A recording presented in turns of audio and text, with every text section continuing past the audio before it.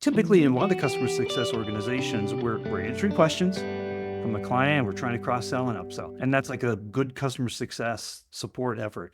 But 30 to 40% of a company's new revenue year over year should be coming from their existing customers.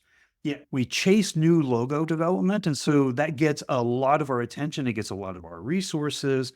But if 30 to 40% of new revenue should come in there, absolutely we should be understanding our customers at whole new levels, doing campaigns around them, supporting them.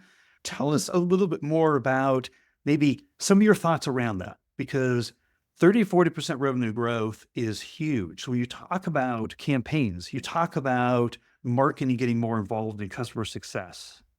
Tell us a little bit more about what you think about that.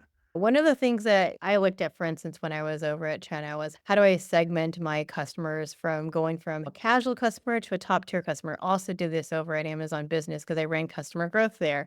And so it was really about once you have an Amazon Business account, how do we continue to have you keep buying? Built out things like a high value action framework. What are the activities that make one of those top tier customers? What are the commonalities? How do I look at the data? What are they actually doing?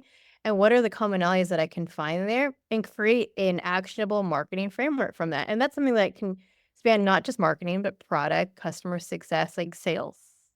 How do you even drive that from the pre sales motion that you're teeing some of those things up, for instance?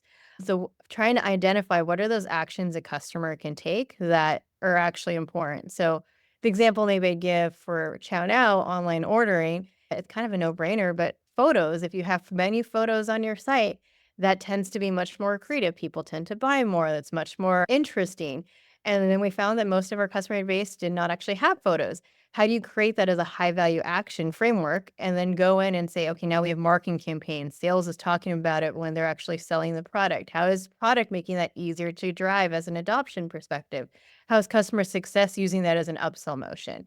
So those types of things can help your customer kind of move from like one segment to the next segment and building that modality. And then marketing again is prime, I would say, to actually create something and centralize that kind of operation.